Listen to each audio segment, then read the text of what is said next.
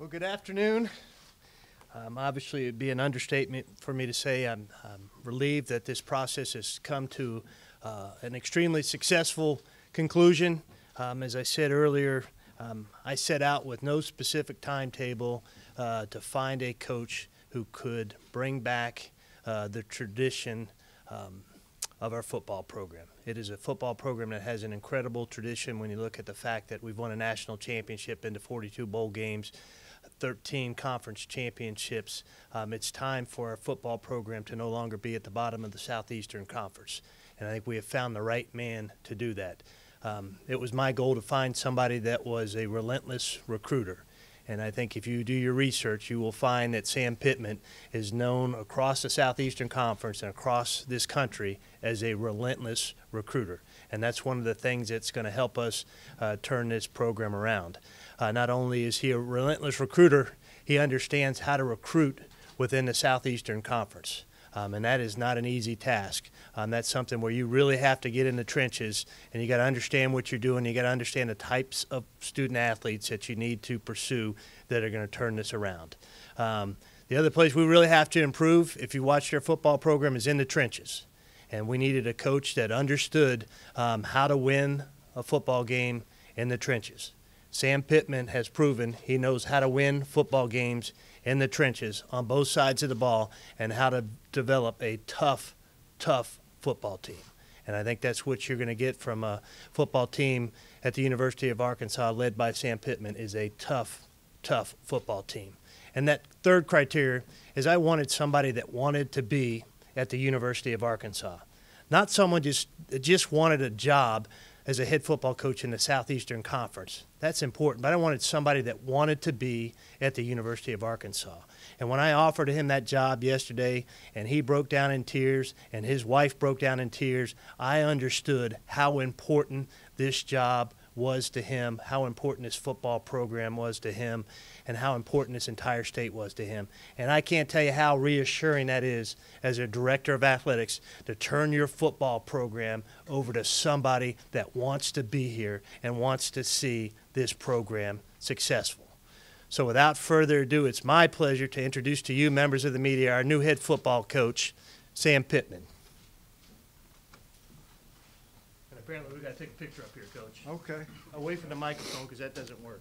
Right here. All right, we'll wait.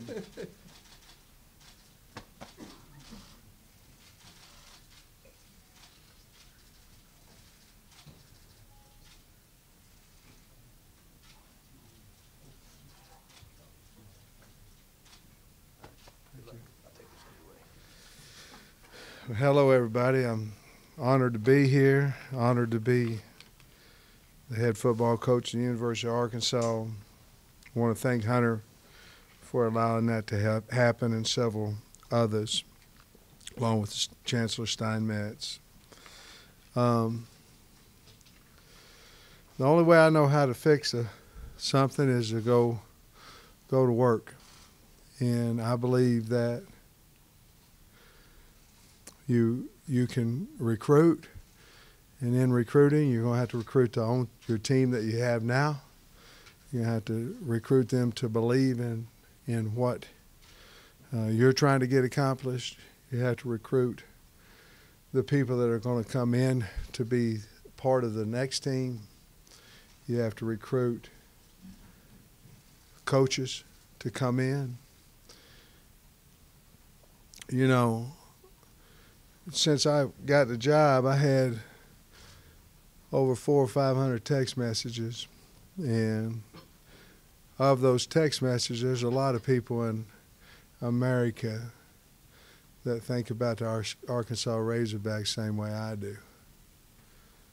And you might be shocked, you might not, to see some of the coaches that want to come here and be a part of Arkansas football and where they're at right now, and not unemployed, but great programs around the country.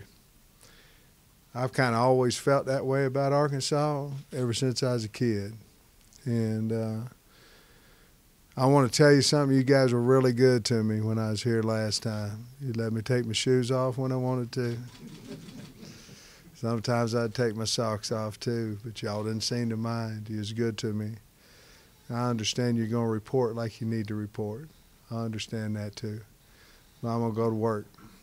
I'm going to go to work. I'm going to hire a good football staff. We're trying to get them in as fast as we can. But to say I'm proud to be the head coach at Arkansas is an understatement. So with that said, I figure y'all ask some questions for me. Hey, Sam, Tom Murphy, Arkansas Democrat Gazette.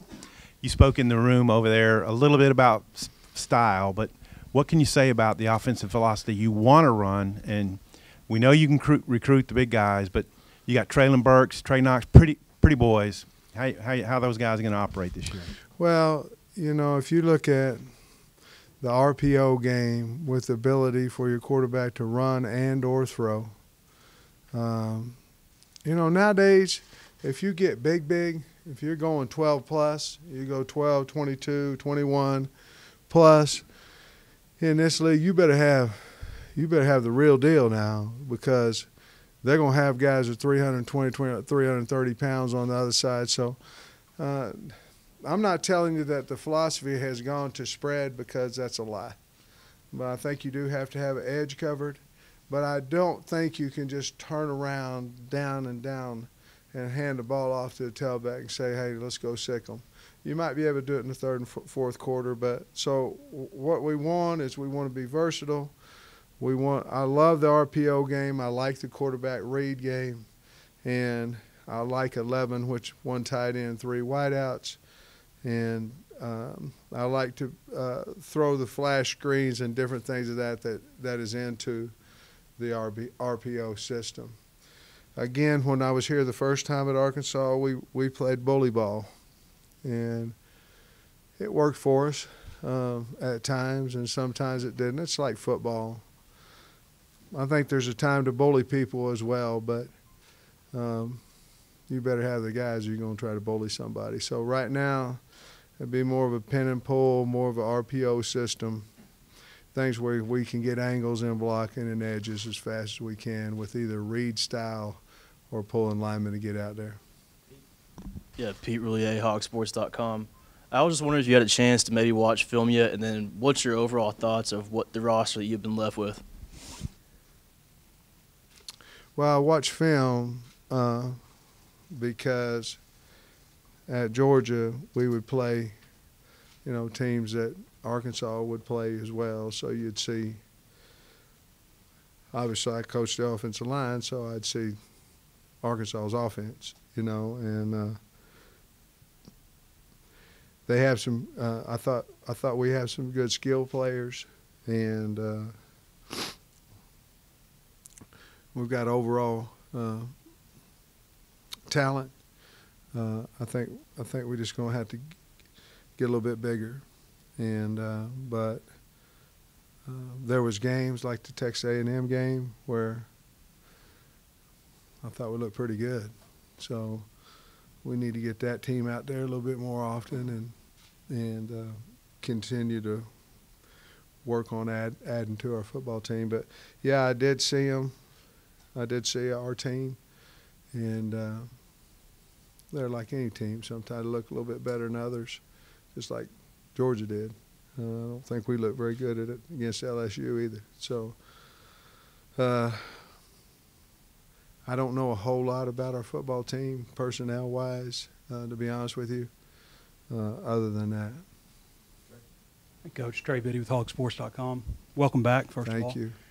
So could you go into a little bit more about like how this happened? Did you reach out? Did Hunter reach out to you? I know that there were some players that wrote a letter also. How did this come together? Well, I didn't know Hunter, and if I'd had his phone number, I'd just called him. But nobody'd give it to me, so. No, I didn't know him, and I figured that I knew a lot of people here, and so I tried to get people to him. And then Judy Henry, my agent out of Little Rock, she tried to get to Hunter, and then the process just happened through Sunday. And it was that simple. And then had an interview and talked before, and I don't know. I convinced him. It was awesome. Hey, Coach, congrats. JB92 won the ticket. How are you? Thank you. So, biggest question for me, I guess, would be, you talked a little bit there a few minutes ago about watching the program struggle and keeping an eye on it. And obviously that was, I'm sure, emotional for you from afar. What are a couple of the biggest things you think you can do right away to get the momentum going for this program again? We can breathe confidence, belief, work ethic from us as a staff, communication to our players. And you ever seen a program that was pretty good, not too bad, and then they started listening to Twitter or looking at Twitter and listening to the TV, and the next day you know they go like this? Same way we're recruiting. It's the same thing. Look, you can't be any good at anything if you don't believe you are. I mean, you can't. And we have to breathe life into – it's not that drastic, I don't mean that, but we have to hire a staff that believes in our players, in the program. And then we all go out there and communicate to our players. And it's about hard work, it's about toughness, it's about all these things, but the number one thing we had to do is get our players to believe that we can go win as a group. And the only way that's going to happen is if we show them we believe in them.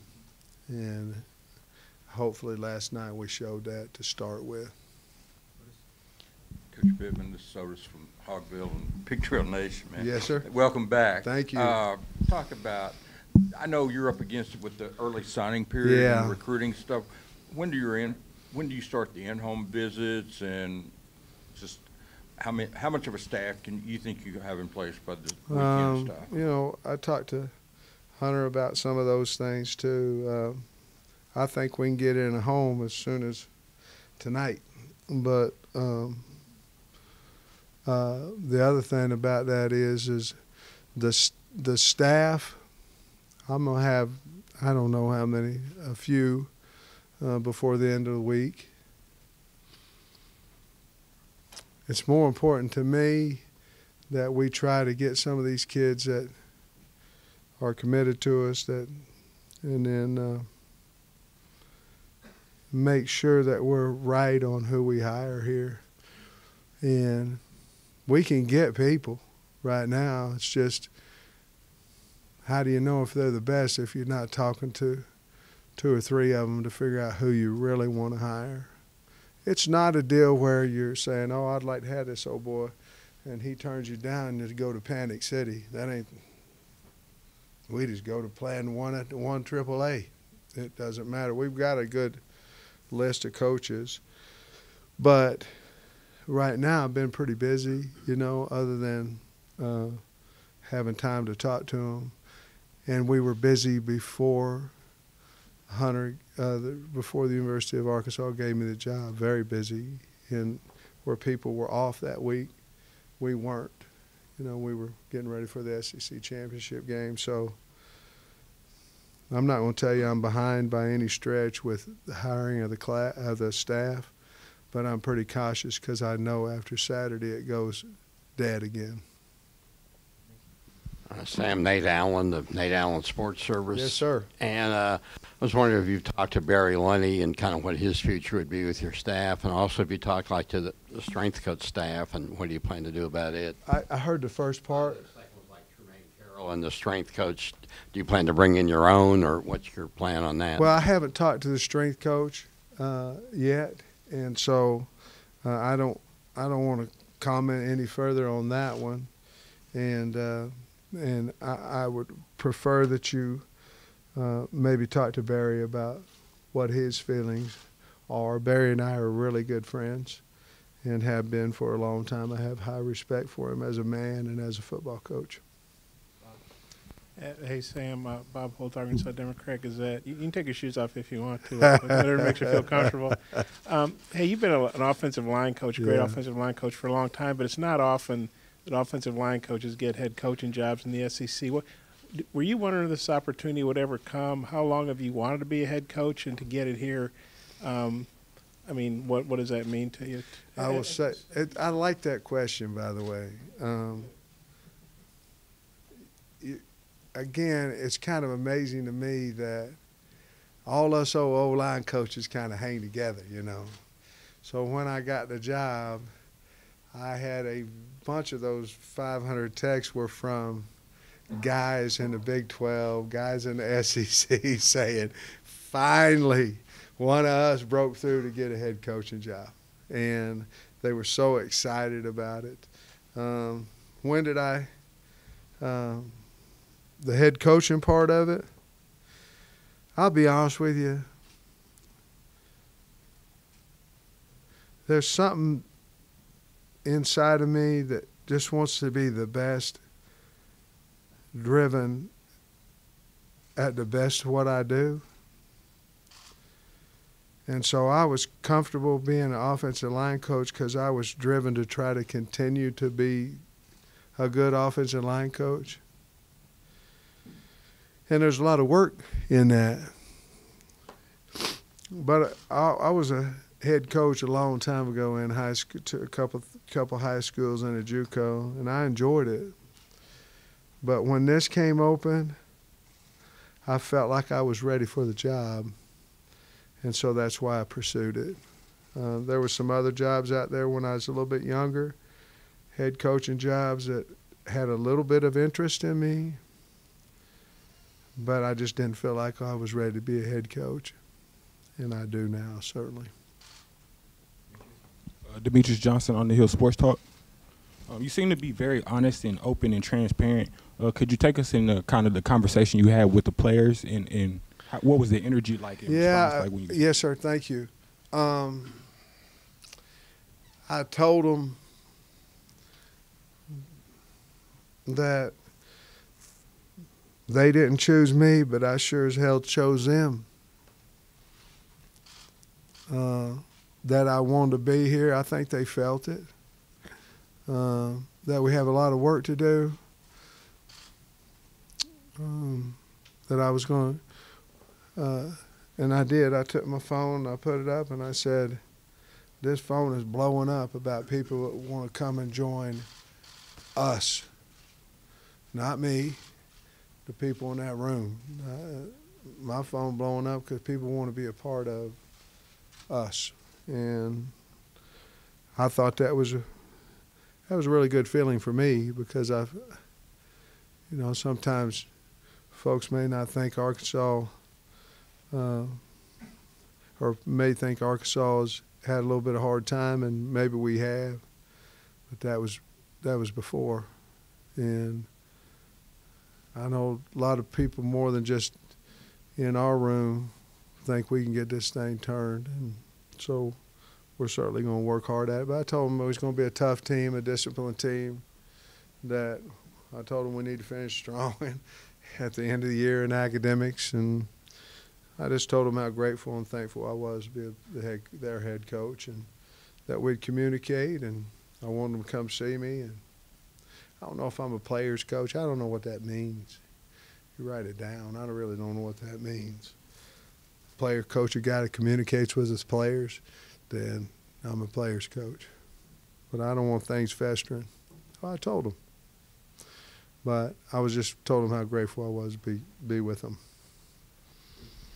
Drew Ammon from the NBC in Fayetteville. Welcome back, Coach. How you doing, man? Doing great. Hey, I had a question about just obviously your love for Arkansas, and if you could expand on the fact that you mentioned up there your conversation with your wife and how she was the first 6-star you ever recruited. Man.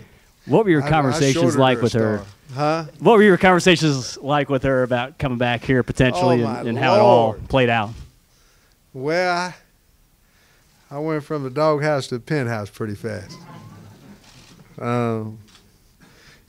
Jamie's from Pittsburgh, Kansas, and we did not get a divorce when we left Arkansas for a year, but she did not talk to me for a year when I was in Athens. She just loved Arkansas. She was like me. When the opportunity came to come back, she was ecstatic, and she's still that way, and honestly, so am I. But it's hard to explain the passion that you have for a program, and it's a lot easier to show it. And when I was up there, nobody wants to cry or tear up or anything else, but man, if that's how you feel about it, then more power to it. And that's how I feel, and that's how she feels. So I don't know. Always just been a Razorback. I think it has something to do with family in Russellville and loving the Hogs and sending us sympathy cards when they won the Orange Bowl and beat OU and all that kind of stuff. You know, it wouldn't affected me. I was an Arkansas fan, but still, it's been that way. You know what it really is? It's the people. People of the state. You ever been any place like it in your life? There ain't nothing like Arkansas. It's the people. So who don't want to be a part of it? I do. So did Jamie. Yeah, Sam, the reality of this is 2 back-to-back 10-loss seasons and 19 SEC losses in a row. How daunting is the task in front of you? Oh, I don't know. We don't have a whole lot to do with that, to be honest with you. If I didn't think we could put out a good product out on that field, then I wouldn't have come to Arkansas. It's going to be a challenge, but Kirby and them got a challenge at Georgia too. I mean, challenge is a challenge. And we got a ways to go, but we're going to work at it. We're going to go after it. And Grant Hall from Hog Radio. Coach Pittman, what was your first exposure to the game of football, and what about it did you love?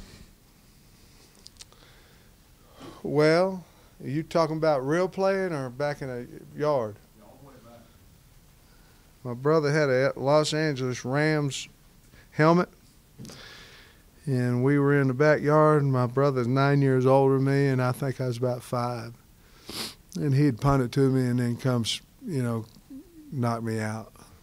And I don't know why I thought that was fun, but it seemed to be that way. And then I started playing football in 6th grade, 5th grade. And I was a fullback back then. I was built a little bit better then, 6th grade. And I got hit coming out in the flat. Guy knocked the air out of me. And that'd be the end of that. And I went to O-line, but I had one of the greatest high school coaches ever in Charlie Cooper at Grove, Oklahoma. He taught me a whole lot more than football. Tell you what he taught me. He taught me that I can take my mind and my body much further than I ever thought I could. And made you tough. And he was great about that. And at the time, I don't think we appreciated him as much as we do now. And I called him and I told him how much I love him, how much I care about him, just simply because there's a lot of things that I probably would think tough now that really I don't, because of my high school football coach. Sam, what's your timetable for getting some of the staff hired and completing the staff? And how satisfied are you with the salary pool? I assume you and Hunter have discussed. We have. I'm very satisfied. I'm sorry. Are you through? I'm sorry. God dang. God dang. Go ahead and answer that one. Okay. First one is I'm very comfortable with the salary pool, and I think we can do what we need with that salary. And then what else you asked me? Well, listen, the follow-up, the first part was what's your timetable for getting some of the staff hired to help you recruit? And then what's your timetable for getting the staff completed? We're going to have some of the staff as early as today, tomorrow, and then I don't really have a timetable for – it would be nice to have some more people in here. So, maybe we can get another guy or two maybe get to 4, 5, 6 guys on the staff by the end of the week. But some of them still coaching, you know, and then so we just got, you know, we had to figure it out a little bit. But we have to have enough to go recruiting, you know, and have to have enough to keep the guys we have. And if we can keep the guys we have, then we're going to have to get full-fledged, ready to go, and have a heck of a second signing day. That's just reality. And so let's go get it. Let's go get the best ones left. And that's what we're going to try to do. In the fall of '79, I think that's 40 years ago. I never was very good at math. But what led you to come over here to camp? And could you ever imagine 40 years later you'd be the head coach here? No. I mean, who could? Especially whenever I was running that 4.8 out there, and they were like, hey, Pittman, you go over to this line right here. That's the line? Well, they ain't going to look at you no more. So like, okay, here, you go over here, you go, you over there, and there I sat. Me and this other dude over there, and I go, we ain't never getting looked at. So why I loved it, I don't know. No, I don't know. I came over here in '79, we're just 75 miles from there, and Lou Holtz was the man. I'll be honest with you. We skipped the OU Arkansas highlight film that night. Me and 2 of my friends. And we in our room, promise you. Hey, what the hell, you know, Lou Holtz. And he said, man, if we have a function, you boys are supposed to be at the function. Man, I'm nervous. That's probably why I didn't get a scholarship, because I missed a meeting. It wasn't about my talent. But I should have not missed that meeting, man. Be a legend on the field at Arkansas. But no, it's crazy. Shoot, no, you never would have imagined all that. You never would. But in my heart, I'm ready to be the head coach at Arkansas. I mean, I am. Feel good about it. I need some guys around me. I have a wonderful athletic director. He's been very, very good to me in the last 2 days and everything that I've asked. Sam, as far as the defensive side of the ball, just kind of what kind of defense you want to run, and what are you looking for as far as a defensive coordinator? I like an aggressive defense, but you know, I like the fact that when they're in big, we're in big. In other words, I like what we called before it meant. In other words, it's an odd 4-eye deal. It's this far from bare. And when they go big, right now it's kind of the trend in the SEC for guys to go odd inside shades on the tackles. But the bottom line is you can't double team them, you know. And I like that. The University of Georgia plays that kind of ball. And then, you know, they talk about wreaking havoc. If you stand still in this league, you're going to be in trouble. So you have to have some type of movement, some type of disguise, some type of late disguise. But to be honest with you, trends come and go. And if you're an odd front and you're a fire zone team, that has come and it has gone because people have answers for it. And so right now, the new thing is, which I like, is what we call the heavy front, where it's a shade 4-eye, 3 and a 5, and all we really ever got last year is some type of one coverage so they could put another guy in the box. I like that, but you're going to have corners and safeties. And if you can do that, man, you can make it hard on the team, because now your extra runner as a quarterback has a defender responsible for him. So I want to be aggressive. I do want to move, but the 2-gap systems of things are almost a thing that, not totally, but kind of a thing of past now a little bit. Richard Davenport, Arkansas Democrat. Is that welcome back, Coach? Hello, Richard. Talk about the difference between being an assistant and recruiting now being the head coach and recruiting? Obviously, you're probably more of a closer, I would assume, but how do you what's going to be the big difference? Or will there be much of a difference? Yeah, I think it'll be different, Richard. You know, I was on the phone with kids today. You know, this morning we got up and visited and coaches in the state of Arkansas. I think the difference is I'm not, me personally, it's going to be hard for me to have the relationships with these kids as closely as I did if I'm the, it only makes sense. If I can go out 7 times and the head coach can go out 1 time, someone should have a better relationship, should know the family better. Now, there's always phone and text messages and all that, and we'll certainly do a lot of that. But I would think I'm going to lose a little bit of that.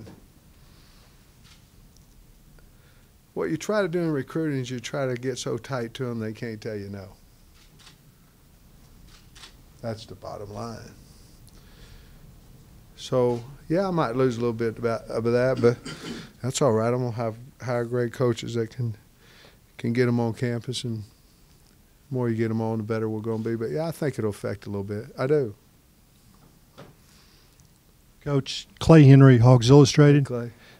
You just touched on a little bit of this, but the difference between being an assistant coach and a head coach, and what's your role do you see, and to be able to instill toughness and practice, and what type of practices will you have? Well, they're going to be physical.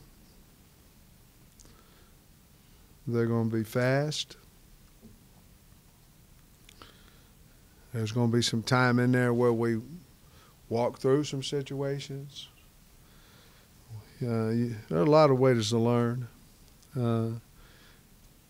But it's hard if you're not tough every day to continue to be tough. And so we have to instill fight and toughness in our program, and I'm not telling you it wasn't there. I'm not saying that. I'm saying my belief, our belief, is that we're a hard-working, blue-collar, tough, sick-'em football team.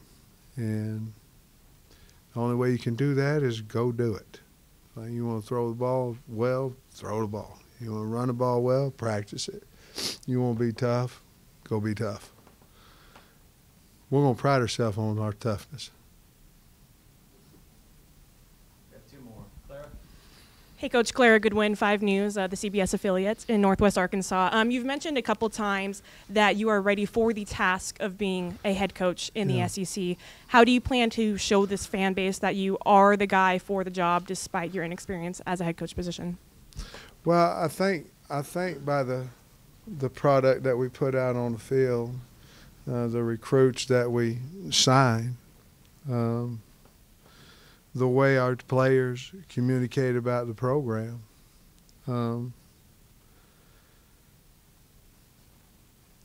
Every head coach that is a head coach now wasn't at some point. Maybe they were. Maybe they come out of college and go to their first job and they're the head coach. I don't know. But at some point, someone's got to trust you and believe in you. Now, let me say this, young lady. I've had coordinator jobs offered to me and in the SEC, but I didn't take them. I stayed where I was. So I have the opportunity now to be the head coach, and I think it's just the product that's going to be out there, you know, and if it's a good product, I'm probably doing a pretty good job, and if it's not, I'm probably not. But we're certainly going to work at it. And, you know, with all my experience as far as different SEC schools and working for different people, it's been a very great thing for me to learn from things I'd like and things I don't. And we'll try to put them all together and be the best program that we can be. Coach Brad Caldwell, River Valley Now, Russellville, Arkansas. Give us one message to fans about what they're going to see when they come to Razorback Stadium, and got an 80,000 seat stadium that's had about 30,000 in it. How do you fill that thing back up? Well, I think you're going to see an excited football team. I think you're going to see one that plays hard. We represent the state of Arkansas, and I think you're going to see one that represents the state of Arkansas. And I know that our coaching staff and our administration are going to fight to get that accomplished. And then we won't see everybody in that stadium.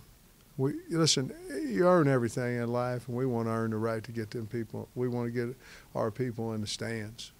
And we know we have to earn it. By golly, we're going to go try to earn it. Give us a synopsis of what the last 8 or 9 days have been like since the season ended. And, you know, Sam wasn't the first choice, but how you wound up with him.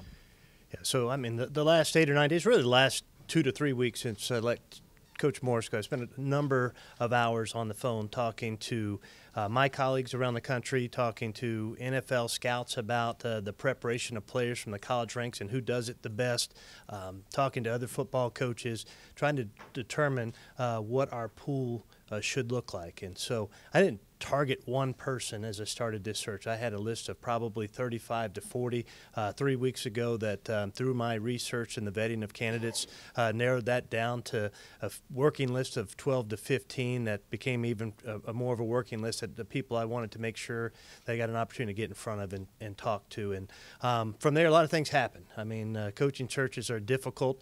They take many turns, and it's a roller coaster ride up and down. And Sam Pittman, I can tell you, he was the only one that received a letter of offer from the University of Arkansas to be their head football coach. Hunter, that letter written by former players endorsing Coach Pittman, what effect, if any, did that have on your decision? I never saw that letter. I don't. When the search starts, I'm off of social media. The letter that he spoke of never reached my desk. Darren McFadden called me about the letter, told me about the letter. That was my knowledge of the letter. But believe me, Coach Pittman got a number of people that did have my phone number. I don't know why they didn't give it to him, that called me on his behalf. Hunter, what was your first introduction, or I guess when he came across your radar? Was it when Darren McFadden called you, or was it when his agent reached out to you? When was that, and at what point also did you realize that you needed to get a coach that really wanted to be at Arkansas? Well, I've always realized I needed to get a coach that wanted to be at the University of Arkansas. I think that's very, very important in this state. But, I mean, from the time that we made a change in our leadership of our football program, people started talking to me about Sam Pittman. Obviously, he had developed quite a reputation for recruiting and offensive line play when he was here. And then I started doing some of my own research and talking to people across the country about Sam and watching him sometimes on the sidelines and trying to digest any type of videos I could of him and his enthusiasm. And then him and I visited a couple times by phone before I had a chance to officially meet him. Hunter, what would you say were the biggest differences in the coaching search process between hiring the basketball coach and hiring the football coach just a few months ago? I would say there was just so much more of an interest across this state and across the nation. I mean, SC football is an animal unto itself, and so I think it's just so much scrutiny on hiring for an SEC head football coaching position than there is a basketball. A lot of scrutiny, at least I thought at the time, for the basketball search, but a totally different animal. The level of interest was just off the charts compared to the basketball search. Hunter, a couple things. One, can you be specific about what the pool is, salary pool is for the assistant coaches? Bob, it's roughly about $5 million is what the salary pool for the assistant coaches is. And so what we do is we give coach a pool. He can divide that up however he sees fit amongst his 10 assistants. And obviously there's going to be more money most likely invested in the coordinator positions, and then he'll work his way down from there. And then also, you said Sam cried, when you offered him the job. You've hired a lot of people. Has anybody ever cried before? What did that mean to you? And do you have any people that have reservations? They love Sam, great old line coach, but he's never been a college head coach at this level. What would you say to people to allay those, concerns? Well, I will tell you that when I offered the job to Coach Musselman, he had the opposite reaction. He screamed and yelled and dropped the phone and was running around his house. He was so excited. So I think everybody expresses their emotions a little bit differently. I think it showed truly what that meant to Sam and Jamie to be coming back to the University of Arkansas and to be coming here as the football coach. And your second part of your question? You can just tell me. I can hear you. It was, you know, a lot of people say, man, Sam's a great guy, great offensive line coach, great recruiter. He's never been a head coach beyond JUCO, and that was like 30 years ago. What would you say to people who have concerns about Sam's lack of head coaching experience? Well, I think he touched on it. At some point in time, you've got to get that experience as a head coach. I mean, he's been in coaching for 35 years. He's been an associate head coach for 10 to 11 years. I don't have those stats right in front of me. He's been in the Southeastern Conference as associate head coach. He's, you know, was Kirby's really right hand. He has absorbed all of that and sunk that into himself, just like the fact that I was never a director of athletics. Now, you can say that the Southeastern Conference maybe is a tough place to cut your teeth as a head coach, but I don't think Kirby Smart was a head coach before he got the job at Georgia, if my memory serves me correctly, and he's done a pretty good job there. Hunter, as far as the passion that Sam Pittman clearly showed there for Arkansas, for the people in Arkansas, you spoke about how you knew for sure when you made the offer, his emotional reaction, you knew you had your guy. What about a moment before that, when you were talking to him, when you were getting to know him, where it just clicked for you, you knew he genuinely understood and appreciated Arkansas? You know, Sam, I think it probably happened when Sam and I were talking on the phone one of the first times we spoke. And, you know, he talked about, you know, you talk to coaches and they talk about their game plan and how they recruit and things of that nature. But he understood this state. He understood that we have a unique mascot. He understands about calling the hogs. And so simple things like that sometimes coaches, when you're interviewing them, haven't done their research on those types of things that are important to people in this state. Yeah, we want a great football coach, but we want a great football coach that understands the state and what makes this state special. There's a lot of people nationally that have a misconception, and I think a lot of people in this room know that those people are probably confused that Arkansas is the problem why this program hasn't been winning. Did you run into any of that, people having a misconception that Arkansas, you can't win here or anything like that when you're out on the road?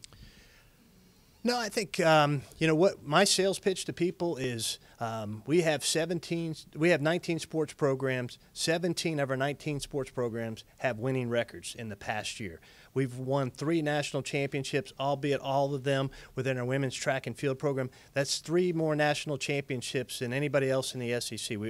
Vanderbilt's won one last year in baseball, and I think Auburn may have won another one in equestrian. But we've won 3 at the University of Arkansas. Our baseball program has a top 5 recruiting class at the University of Arkansas. Our men's basketball program has a top 5 recruiting class. We have over 10 teams that have been ranked in the top 25 nationally. It can be done here at the University of Arkansas in our football program because 17 of our other sports have proven that it can be done. And so that's my sales pitch for anybody who doesn't think that our football program can be great here. We've got so many other programs that have proven that they can be great here. Our football program can be great. Of course. I mean, I think people see this as a daunting task, and some people are just not cut out for it. We're at the bottom of the toughest football conference in the country right now, and we've got to fight our way out, and you need somebody that wants to get in that trenches and fight, and not all head coaches are cut out to have that type of task, and some knew they weren't cut out for it. Some that you have to do some research and find out for yourself that they're probably not cut out for that. So absolutely it's a challenge, but it's a challenge that I think Coach Pittman is definitively up for and wants.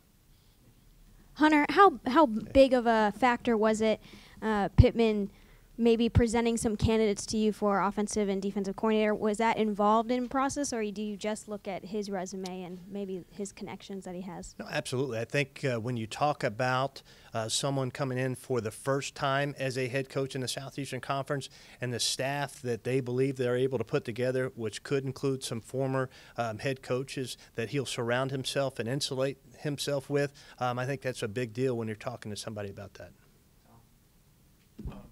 Hunter, the buyout language on this seems to be trending toward a direction you'd like to see. Can you just talk about the negotiation there and, You know, are you on the front line of something here? Yeah, well, you know, I said from day one at my press conference that I don't think that we should pay a full buyout for coaches who are not successful in the role that we hire them for. Coach Pittman is an old school football coach, and he shared that principle with me. And he had absolutely no concerns for a contract that I think provides really good protection from him. You know, that buyout is if I let him go for convenience and he's won less than half of his games, then he gets 50% of the remaining salary. If I fire him for convenience and he's won more than 50%, he gets 75% of his remaining salary. He thought that was really fair. We've got to stop in this industry these huge buyouts of multi-million-dollar contracts that we're providing to coaches. Coaches deserve some security, but boy, we have let some coaches go.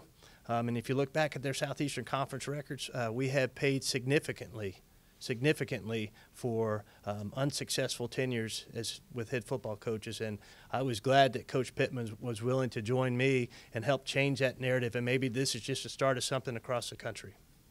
Hunter, I know you don't look at social media, but some of your staff probably do. And as the search wore on, people got tired, some got angry, but you completely flipped the narrative with Sam Pittman. I don't know if you were aware of the outpouring support for him when it was floated that he could be potentially the head coach, and how much does that help you going forward, that you have a fan base right now that's behind him? So I knew that the hiring of Sam Pittman was going to be popular, but I had no idea how popular it was going to be. And I think I said that earlier in my remarks. It is amazing how many people across this state that Sam and Jamie Pittman both touched during their short time here. I mean, 3 years, and to think of the impact that they had on people across the state. Now that he's the leader of this program, I'm excited to see the impact that he and Jamie have across this state and on our football program. You know, when this started, people talked about getting someone that knew, you know, that had ties to Arkansas or something. Sure. But, you know, did Sam kind of fit the deal of having not just Arkansas ties, but SEC experience and knowing what the SEC is about? Because it seems like some coaches come in that haven't coached in the SEC, they get almost overwhelmed at first. Absolutely. He checked several boxes. I mean, first of all, the ties to the SEC and the recruiting ties to this conference. He is known throughout the country, and you can go back and look at the kids he's recruited in this conference. While he was at Arkansas, at Georgia, when he's at Tennessee, he is a relentless recruiter, and it's through relationships that he builds with the young men and their families.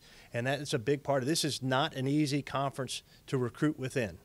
It is cutthroat, to say the least, and I think he understands that more than a coach that's never recruited in this conference may understand. And now he'll bring some coaches in here that have recruited in the SEC, some that probably haven't, but he'll be able to teach those coaches and hold them to task on that. So that was a big part of it. The other part of it is we haven't been good, quite candidly, on either side of the ball in the trenches, and we've got to improve there. And that comes through toughness, and that comes through the development of the size and the size of the athletes that we recruit. And I think he is a development of offensive linemen, and he'll help us in that area, and that's really important to our program. It's very important to the skill players, a quarterback that stands behind the center, the running backs that are running, and the receiver. We got some great receivers, but we got to be able to get them the ball because we're giving our quarterback some time to get the ball to him. And so it's a big part of. He checked many boxes for us. Hey, Hunter, kind of through this process, a lot of names obviously popped up. Barry Lunny's over the last week. Conversations you may have had with him. I know he said God has a plan for him, and the coach touched on a little bit of base about their relationship. Do you foresee him staying around, and also how close was he to being at the podium today? Sure, and other than Coach Pittman, Barry Lunny will be the only candidate that I will comment about in the search, but I thought Barry, during the 3 or 4 weeks that he was our interim coach, had earned the right to officially interview with myself and John for this position, and we did that last week. He did an excellent job. He did nothing but improve and enhance his stock as a potential head coach, but in the end, I thought that Coach Pittman checked more of the boxes of what I was looking for and our next head coach. As far as him being retained, I know that him and Coach Pittman met this morning, and I really think, and Coach even touched on that, it's probably a question you need to ask Coach Lunny about his tenure here as it moving forward. Last one here in the middle. it's really quiet during a coaching search with you, and I was interested to know how many people know what's going on throughout the course of this. You know, people make up sources or whatever, but how many people actually know what's going on from you during a coaching search? 3. And I met 3, and I trust myself, and I trust John Fagg, my deputy AD, and I trust Steve Cox, who is on our board. So if there's any information out there that didn't come from the 3 of us, it probably had a great chance of being incorrect and inaccurate.